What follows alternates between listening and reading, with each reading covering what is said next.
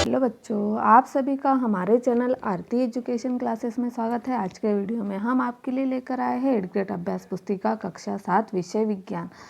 तो आइए बच्चों, हम देखते हैं 8th ग्रेड अभ्यास पुस्तिका कक्षा 7 विषय विज्ञान के लिए, जो कि हम यहाँ पर लेकर आए समग्र शिक्षा मध्य प्रदेश राज्य शिक्षा केंद्र भोपाल द्वारा जारी, जो कि कक्षा 7 की विज्ञान है, जिसमें कि हम पिछले वीडियो में आपके लिए लेकर आए थे पाठ 17 वन हमारी जीवन रेखा। इस वीडियो में हम आपके लिए लेकर आए हैं पाठ 18 अपशिष्ट जल की कहानी।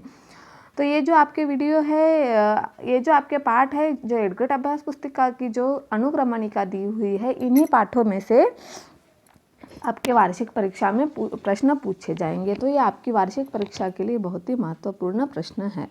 तो देखिए बच्चों, हम पहला प्रश्न लेकर आए हैं। प्रश्न नंबर 1, अपशिष्ट जल किसे कहते हैं? तो देखिए, झाग से भरपूर तेल मिश्रित काले भूरे रंग का जल जो सिंक, शौचालय, लॉन्ड्री आदि से नालियों में जाता है, वह अपशिष्ट जल कहलाता है। फिर अगला है प्रश्न नंबर 2, अपशिष्ट जल उपचार संयंत्र में शलाका छन्नों से के कार्य को समझाइए। तो अपशिष्ट जल को ऊर्ध्वाधर छड़ों से बने शलाका से गुजारा जाता है। यहाँ अपशिष्ट जल में उपस्थित बड़े साइज के संदूषक जैसे कपड़ों के टुकड़े, प्लास्टिक के पैकेट, नैपकिन, डंडियाँ आदि अलग हो जाते हैं।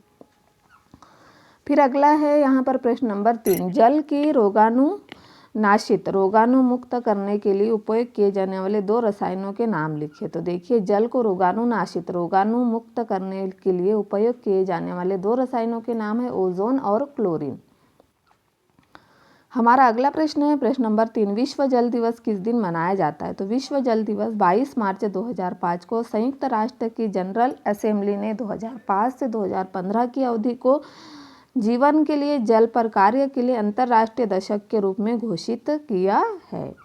फिर अगला है प्रश्न नंबर 4, तेल और वसाओं को नाली में क्यों नहीं बहाना चाहिए, समझाइए। तो तेल और वसा पाइपों में कठोर पदार्थों की परत जमा कर उन्हें अवरुद्ध कर सकते हैं। खुली नालियों में वसा मृदा के रंध्रों को बंद कर देती है, जिससे उसकी जल को फिल्टर करने की प्रभावीता कम हो जाती है। अतः तेल और वसाओं को नाली में नहीं बहाना चाहिए। इस तरह से हमने यहाँ पर प्रश्न नंबर 4 को पूर्ण किया। अब देखिए बच्चों, हम अगला प्रश्न देखते हैं। प्रश्न नंबर जो है हमारा 5। तो वाहित मल क्या है? अनुपचारित वाहित मल को नदियों अथवा समुद्र में विसर्जित करना हानिकारक क्यों है, समझाइए। तो घरों, उद्योगों, कृषि कार्य, खेतों और अन्य मानव क्रियाकलापों में उपयोग किया हुआ वाहित मल को नदियों अथवा समुद्र में विसर्जित करने से जल प्रदूषित हो जाता है। देखिए, घरों, उद्योगों, कृषि कार्य, खेतों और अन्य मानव क्रियाकलापों में उपयोग किया हुआ अपशिष्ट जल वाहित मल कहलाता है।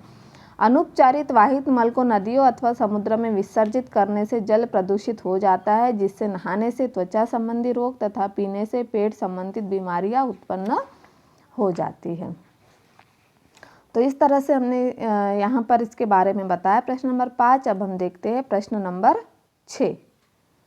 तो आइए बच्चों, हम देखते हैं प्रश्न नंबर 6, जो है हमारा आप क्या है। आपक क्या है, समझाइए कि इसे कैसे उपचारित किया जाता है। जो आपक है वह क्या है और इसे किस तरह से उपचारित किया जाता है। तो आपंक अपशिष्ट जल का सह उत्पाद है। आपंक क्या है? अपशिष्ट जल का सह उत्पाद है। यह मल जैसा ठोस अपशिष्ट है। यह क्या है? मल जैसा ठोस अपशिष्ट है। टंकी की पेंदों में एकत्रित सक्रिय तापक में लगभग 977 पॉइंट जल होता है।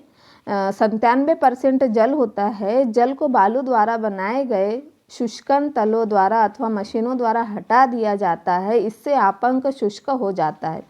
इसका उपयोग खाद के रूप में करते हैं, जिससे कार्बनिक पदार्थ और पोषक तत्व पुनः मृदा में चले जाते हैं। फिर अगला है प्रश्न नंबर 7, कृमि प्रसंस्करण शौचालय क्या है? तो भारत में ऐसे शौचालय की रूपरेखा का परीक्षण किया गया है, जिसमें मानव मल को केंचुए द्वारा उपचारित किया जाता है। यह तकनीक मानव मल के सुरक्षित प्रसंस्करण के लिए आदर्श सिद्ध हो सकती है, क्योंकि इसके उपयोग में जल की बहुत कम मात्रा की आवश्यकता होती है। शौचालय का संचालन बहुत सरल और स्वच्छ है। इस तरह से हमने यहाँ प्रश्न नंबर 7 को लिख दिया। आइए अब हम देखते हैं प्रश्न नंबर 7। वाहित मल निपटान की वैकल्पिक व्यवस्था से आप क्या समझते लिखे। तो स्वच्छता की स्थिति सुधारने के लिए कम लागत के यथास्थान वाहित मल निपटान तंत्रों को बढ़ावा दिया जा रहा है। इसके कुछ उदाहरण सेप्टिक टैंक, रासायनिक शौचालय, कंपोस्टिंग पिट आदि है। फिर देखिए बच्चों, यहाँ प्रश्न नंबर 8 दिया हुआ है, स्वच्छता के संदर्भ में एक सक्रिय नागरिक के रूप में अपनी भूमिका को समझाइए। तो स्वच्छता के संदर्भ में एक सक्रिय नागरिक की भूमिका, अपशिष्ट पदार्थ की मात्रा और उनकी विविधता को कम करने का प्रयास करना चाहिए। अपने पास पड़ोस सार्वजनिक स्थानों और सड़कों पर फैले हुए कूड़े कचरे के ढेरों की जानकारी नगर पालिका अथवा ग्राम पंचायत को देनी चाहिए। फिर देखिए बच्चों, यहाँ प्रश्न नंबर 9 है, अपशिष्ट जल से स्वच्छ जल प्राप्त करने के प्रक्रम में सम्मिलित चरणों का वर्णन कीजिए। तो अपशिष्ट जल को शलाका से गुजार कर इसमें से अपशिष्ट पदार्थ जैसे कपड़ा, लकड़ी आदि को हटाया जाता है। द्वितीय चरण में ग्रीट व बालू को अलग किया जाता है। तृतीय चरण में अवायवीय जीवाणुओं द्वारा जल को उपचारित किया जाता है और चतुर्थ चरण में जल में क्लोरीन मिलाकर इसे शुद्ध किया जाता है। यह हमारे प्रश्न नंबर 9 का उत्तर है। आइए बच्चों, हम देखते हैं प्रश्न नंबर 10।